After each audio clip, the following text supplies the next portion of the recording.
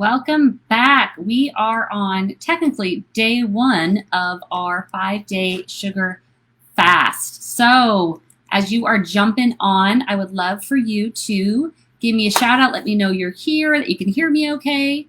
And just put in the comments where you're tuning in from. Are you in your living room? Are you in another state from me? I'm in California.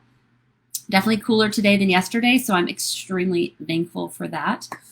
We've had a lot of good comments going on and posting going on with this 5-day challenge.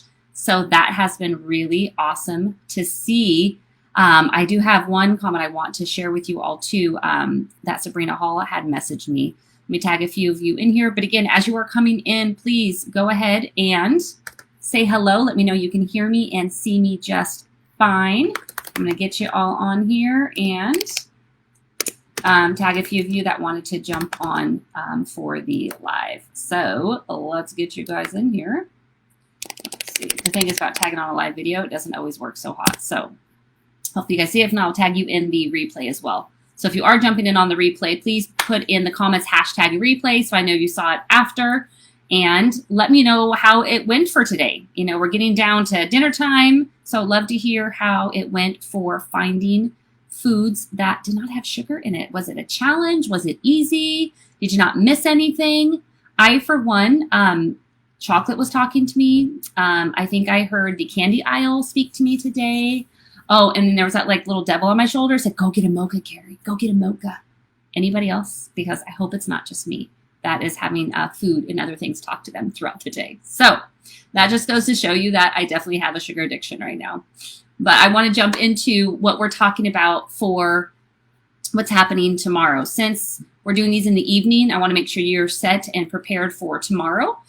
Since, again, we're going late in the day. So yesterday we talked about the pros and the cons of having sugar or no sugar in your diet, right? So the benefits, you know, of reducing your processed and refined sugar intake and the many cons, right, that we talked about having. So especially if you are working to get in a healthier place physically and mentally, emotionally, watching what we're putting in our bodies is key, because how we fuel our bodies is going to how our bodies are going to act and how it's going to carry us through the day physically and mentally. So as I mentioned, there's definitely a lot of talk going on in the group right now from you all. And were you surprised at certain foods that you wanted to eat that you didn't realize had added sugar in them, that you were eating on a regular basis? I would love to hear it. There was one thing I wanted to share, which I think some of you can definitely relate to. So I myself always look for different hacks that I can do for foods that I love that I know don't necessarily sit well with me. Breads, for one. I typically do not eat a lot of bread because it makes me feel bloated. Can anybody else relate? Love to hear you put in the comments bread or bloated, so I know I'm not alone here. But Sabrina Hall had brought up, she had purchased a cauliflower crust pizza. And she was going to have that, and she sent me the ingredient list. And the ingredient list has probably about 22, 23 different ingredients in there. And tucked away in there is sugar. So there is added sugar. So the things that we think are healthy may not be as nutritionally dense, we'll say, as we think. So we'll be talking a little bit more about this as we go through the challenge in regards to how we associate our food and our mindset. But today I want to dive into the 3 things, which I want to kind of go into probably 4 little areas of how you can manage your cravings, right? So typically with cravings and with anything that we're addicted to, it can take a few days for our body to start the withdrawal process and us not having that cravings anymore, because that dopamine wants to be released, and we have our brain chemistry telling us, hey, give me this, I need another hit of this so I can operate like I'm used to. So tomorrow, you might start feeling some of the effects of not having sugar or your typical things you have in your day. So just be mindful of that.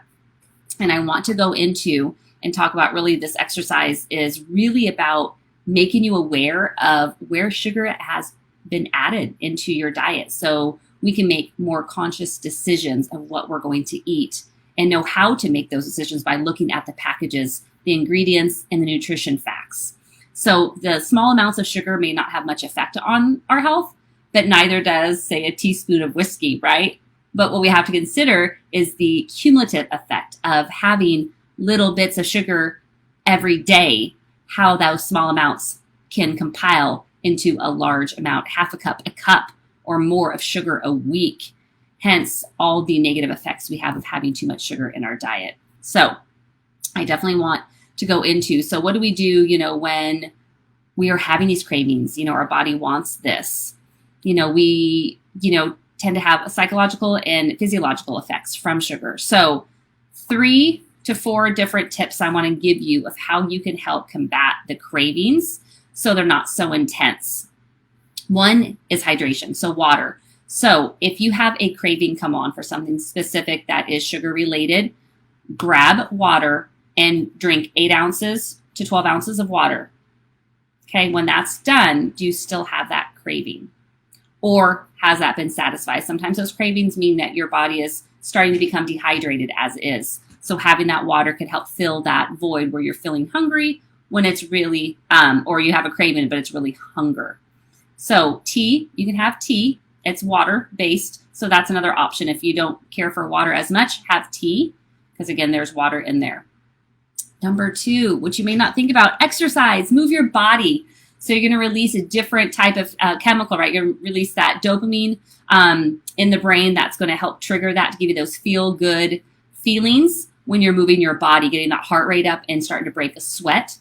So try to do 5 to 10 minutes of something moderate to vigorous to get your heart rate up and start breaking a sweat. And then see if you still have the cravings. So what else could you do? Distraction. So exercise is a distraction, right? So hence why you're telling your brain you're going to do something else to get outside of those cravings. Number 3 is you can prep and plan ahead with healthy snacks. So that way you have safe, we'll call it emergency food. So when you are maybe running behind, trying to get the kids out the door, or you're running late for work, or you're trying to get hubby, whatever it may be, where you're running thin and you're getting stressed, we tend to stress eat, right? Again, that stress hormone's released, then we go to food. So have those healthy snacks in place. Think of needed, again, you can get a clean protein shake, clean meaning that there isn't chemicals in it, that it's plant-based. If you're able to, without sugar added, fruits, so again, that's natural sugar, and healthy fats. So think of nut butters. It's a great one to do. Avocado, chia seeds, flaxseed, hemp seed. So those healthy fats, they also help you feel full longer. And it's great to have in the evening instead of having processed or complex carbohydrates, because usually at night we're less active. So we don't really need carbohydrates to fuel us for activity if we're not having any activity. Okay, so that's 3. Number 4, social interaction. So another form of distraction. Call up a friend. Come here to the group. Post in the group, say, hey, I'm struggling. I really want that chocolate bar. Or, hey, I really want to go grab this. That's what we're here for. The group is here to support, to hold us accountable. So those are the 4 things. So let's go back over that. So first one is, if you have a craving strike, try to drink 8 to 12 ounces of water first. It could be just the thirst that you have versus hunger. Okay. Then move your body. Try to get moderate to vigorous activity for 5 to 10 minutes to get that heart rate up, that blood flowing, to see if that will shut off and the craving for the sugar, and again, release that dopamine from the exercise instead to get you that fix, so to speak. Number 3 was plan ahead. Have those healthy snacks in place that you know that don't have added sugar. So think more whole food, less processed, nothing in packages if you can avoid it, because then you know there is nothing added to it. Focusing in on, whole foods and then healthy fats. So that's going to keep you fuller and get you satisfied with the hunger. And then come here to the group, post in the group, have an accountability buddy, tag somebody here in the group that you know, or know that you want to help each other, hold one another accountable, and tag them and work together. So again, this group, you can have groups within the group. So work together. Feel free to tag me as well if you have some questions.